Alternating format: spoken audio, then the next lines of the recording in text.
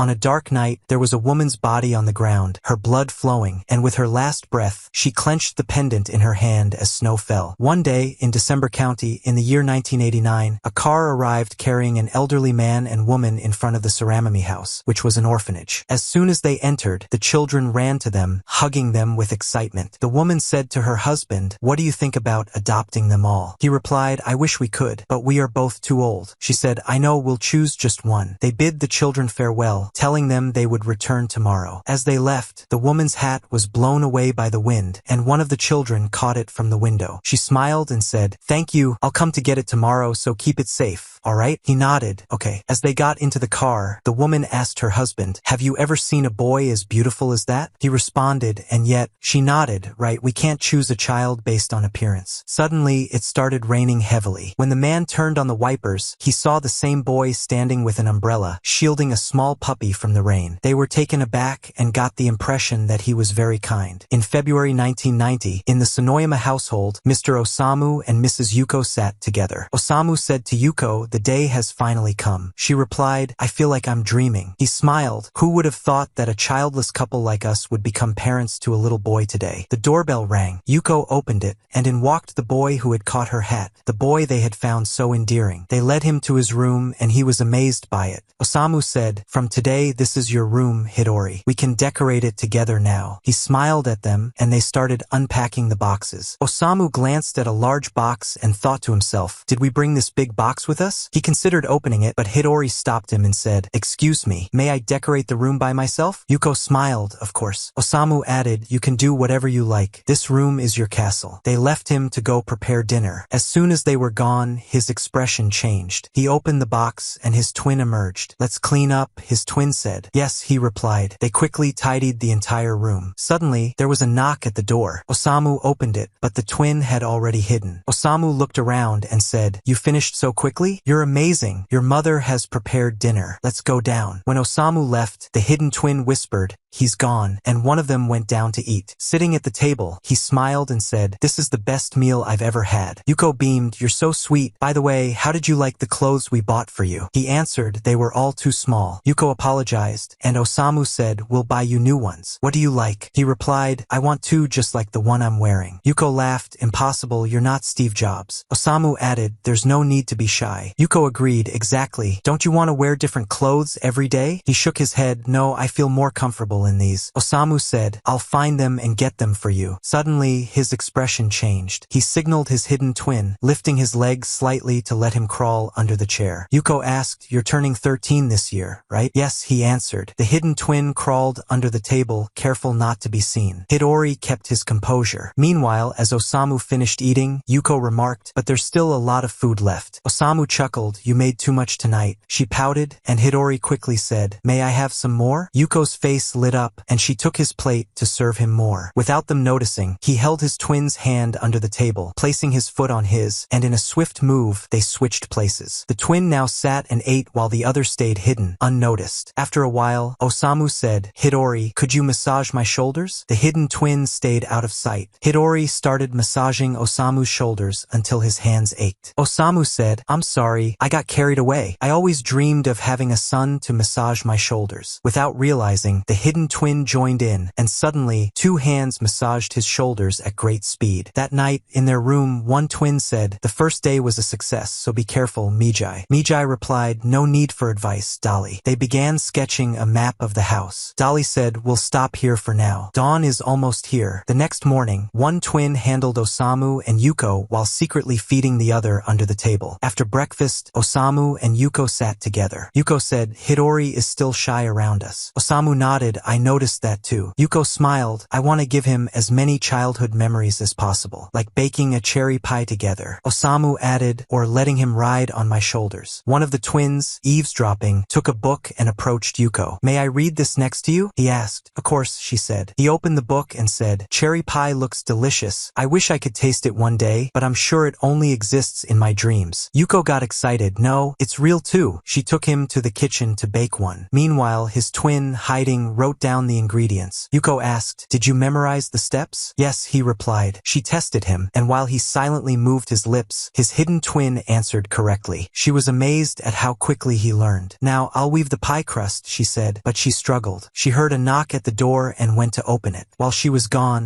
Mijai and Dolly completed the crust. When she returned, she was shocked to see it perfectly made. They baked and ate the pie. Yuko said, "I've always dreamed of making cherry pie with my son." He smiled, "I had so much fun." Meanwhile, the hidden twins saw Osamu watching from afar, looking sad. So he built a bird's nest and pretended he couldn't reach the tree. Osamu said, "Climb on my shoulders," but he struggled to lift him and hurt his back. That night, in their room, Mijai said, "Do you really believe that old fool?" Dolly replied, "An old man like him can't lift either of us." Mijai frowned, "If he can't lift us, the plan will fail." They looked at the hanging lamp. Dolly smirked, "I have an idea." The next day, they repeated the plan. Mijai climbed onto Osamu's shoulders while Dolly climbed the tree with a rope. Mijai threw up the bird's nest. Dolly lowered a rope, tied himself to it, and climbed down, making himself the counterweight to lighten Mijai. Mijai covered Osamu's eyes, pretending to be scared of heights. "Thank you," he said, and Osamu cried with joy. That night, Mijai said, "Everything is going exactly as planned." Dolly grinned, "We've won the old couple's trust and discovered new things." Before Osamu and Yuko arrived at the orphanage, one child said, "Someone's coming next week to adopt a child." Mijai and Dolly overheard, "I heard they're from Oregon Village, but they're only looking for one child." They prepared in advance. Dolly said, "We've waited for this day." Mijai clutched the pendant around his neck, the same pendant seen in the dead woman's hand, and said, "Yes." A week later, when Osamu and Yuko arrived, they set their plan in motion. Dolly stood by the window, and Mijai used a fishing line to snatch Yuko's hat. Dolly caught it. Then, Dolly sprayed water on their car to make them think it was raining. Mijai stood in front of the car with an umbrella, shielding a fake puppy made of clay. Yuko and Osamu got out and asked, "What's your name?" He answered, "Hidori." We go further back in time to 1983, in Oregon Village, where Mijai and Dolly stood in front of a grave. Mijai held the pendant in his hand. Back to the present, Osamu asked his wife, "Is Hidori in the bathroom?" She replied, "Yes, he finally went." Their expressions changed, and he said, "I think now is the right time." She nodded, "Yes, it's time we talked about this." Meanwhile, Mijai and Dolly were showering when suddenly, Yuko opened the door. Dolly quickly hid underwater in the bathtub. Yuko said to Mijai, "I'll leave you pajamas and a towel." He replied, "All right." She noticed 2 shirts and 2 pairs of pants, thinking, "I guess he lays out clothes for 2 days in advance." She walked away, and Dolly surfaced from the water. Mijai said she mentioned pajamas. They went to their room and found only one set. Dolly curled up on the floor, shivering. Mijai said, "Wait your turn tomorrow." The next day, Yuko combed Mijai's hair and asked, "Do you know why we wear pajamas?" He replied, "No, I never wore one at the orphanage." She smiled, "That's because pajamas are something you wear at home, and this place is your home now, Hidori. We are family." Then she said, "You have such beautiful hair, Hidori." He frowned, "I hate it." She asked, "Why?" He answered, "Because all the kids at the orphanage called it weird." She placed her hand on his head. "Being different is a wonderful thing." He smiled at her, and they laughed together. Later, he went to his room, and Dolly smirked, "You two look just like a mother and her child, Mijai." Mijai scoffed, "Stop saying weird things. Dolly, we must use this tent as our base, a place to investigate the people of this village. We need to move to the next step." As they were about to leave the tent, someone knocked. Dolly hid. Mijai stepped out, and Osamu and Yuko said, "We're going out." Mijai asked, "Can I come with you?" They hesitated. Yuko said, "But the dog will be lonely if you come." Osamu added, "Can you stay alone for a bit?" He replied, "Okay," and they left. Dolly emerged. "Their behavior is odd." Mijai nodded, "I think they're hiding something." They began searching the house for any clues but found nothing. Then, Mijai noticed something strange in their wedding photo. Underneath it, they found another picture of Osamu, but with a different woman, not Yuko. They checked the closet and found many clothes. Mijai said, "There's no air in here." He pulled back a curtain and found a collection of wigs. They were both stunned. The dog entered, trying to push them out. Just then, they heard a car. "Osamu and Yuko are back." Dolly whispered, "I think the dog was warning us." At the same time, Yuko told Osamu as they stepped out of the car, "Hurry before the boy sees us." The twins sneaked out the window and followed them to a mysterious room near the house. They eavesdropped and heard Osamu say, "We must ensure he doesn't find out about the welcome party." Yuko responded, "Yes, he must close his eyes at 3 p.m. tomorrow." Osamu chuckled, "He'll be surprised when I reveal this to him." They both laughed wickedly. The twins tried to peek inside and saw a strange machine. Back in their room, they were in shock. Mijai said, "They'll use that machine to cut our hair and make wigs." Dolly sighed, "This welcome party is actually a hair removal ceremony. What a bizarre hobby." Mijai frowned, "I never imagined they wanted our hair." He recalled Yuko combing his hair, praising it. Dolly clenched his fist, "We need to get get revenge. The next day, Osamu called out, "The welcome party is about to start. Are you ready?" One of them answered, yes. Dolly went out to distract them while Mijai prepared for their revenge. The guests arrived, and the party began. Mijai hid, observing from above while Dolly was among the guests. Osamu and Yuko introduced him to the families. Mijai poured chili sauce into Yuko's drink. Her mouth burned intensely. Dolly handed her 3 glasses of water, but none helped. Later, the twins met in the bathroom. Mijai said, "With the old man's olive oil, we can reflect heat at 30 degrees through the lens and burn them." Dolly asked, "Who will handle the diversion?" Mijai smirked, "Me. I want to witness their fake clothes burning up close." Mijai went to the party while Dolly prepared. As he headed out, he saw a boy named Eiji Ichigo opening their room and looking at something. When Eiji noticed Dolly, he said, "Sorry, I was looking for the bathroom." Dolly replied, "It's downstairs." Eiji smiled, "Thanks." As he passed by, he suddenly stopped and stared. Dolly asked, "What is it?" Eiji replied, "Your hair is beautiful." Then he walked away. The clock struck. Yuko said, "Hidori, sit down," then blindfolded him. He asked, "What's going on?" She laughed, "Guess." Dolly stood by the window and saw Osamu bringing something. He panicked, signaling to Mijai to abort the plan, but Mijai didn't see him. Mijai thought, "Burn them, son. Burn the masks they wear to hide their lies." Yuko whispered, "Take off the blindfold." He was shocked. It didn't burn? The plan failed? He removed the blindfold and found a bicycle. "It's your gift from us," Yuko said. He froze, showing no expression. Osamu asked, "Aren't you happy?" He was still in shock.